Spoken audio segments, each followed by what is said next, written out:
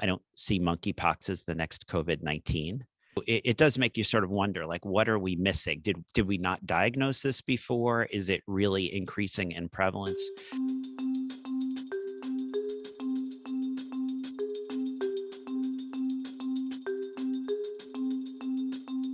Now, with monkeypox, what are the symptoms and how is it different from COVID?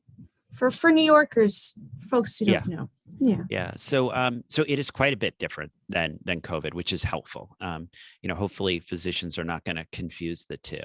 The way monkeypox presents is it starts off with this rash. People have a rash over their whole, often over the whole body. And then these sort of red spots then start to develop these blisters.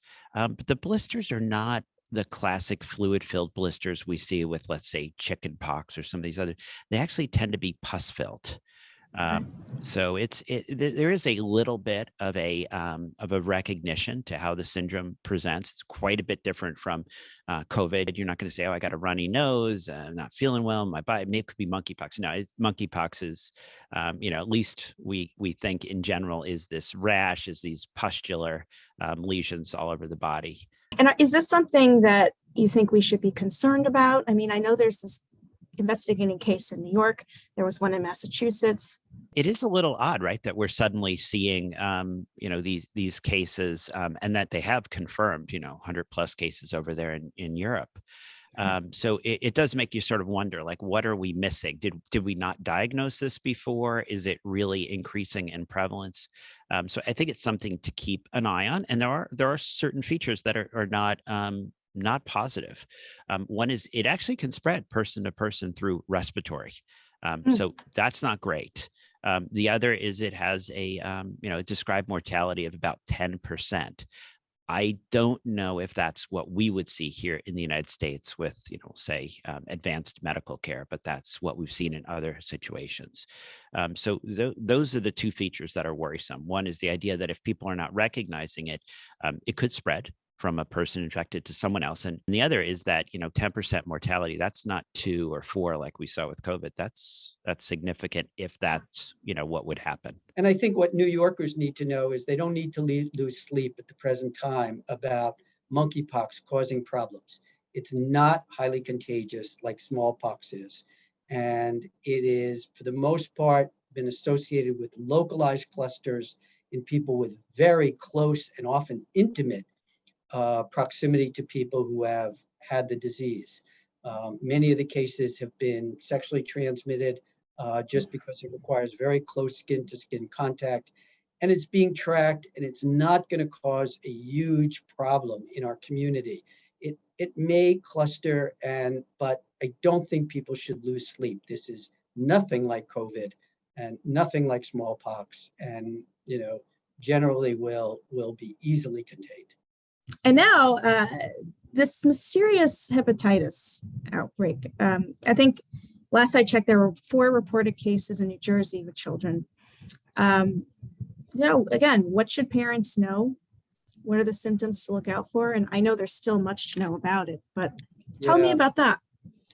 Well, it appears that that's due to an adenovirus. An adenovirus is another common respiratory and GI organism that's been around forever.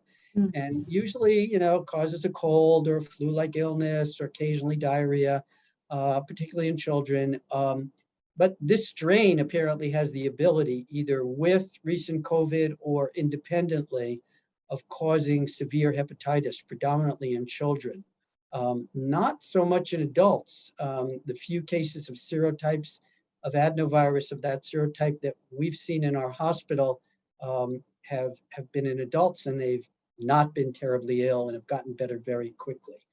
There is a lot to learn. In terms of transmission, it's hard to give advice because, you want to avoid where there's been clusters of it, but you also don't want to panic people because it is in, all over the place. I mean, there are adenoviruses, and this is only one peculiar strain.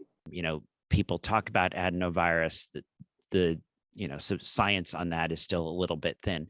But this is actually pretty significant because these kids aren't just getting inflammation of the liver. It's not just hepatitis, it's a fulminant hepatitis. Children are ending up with liver transplants. And now that I think people are alerted and looking for it, we're starting to realize there's lots of cases. And we're not even able to trace like epidemiology. Like, did they attend the same event? Like, how is this even spreading? So it's worrisome. And I think, but it is worrisome, but not, the sky is not falling. A nice thing is clearly the CDC is on top of this. They're investigating it. They have a reporting system in place. Media's done a great job of sort of like letting everyone know, hey, if you see a case, let's get the CDC alerted to what's going on. So we're still not there yet, but I'm optimistic that we're going to figure out what is driving this. But in the meantime, we're seeing more and more children identified as having this. Yeah, and what are some specific symptoms that the children are facing? So it does start off with, we sort of talk about as a viral syndrome, what they don't feel well, they might be having a fever. But as the liver becomes inflamed, they actually can start to turn yellow. They can actually become jaundiced. They could start having abdominal pain. They could start having nausea, vomiting. I'm looking forward to answers for what exactly is causing this.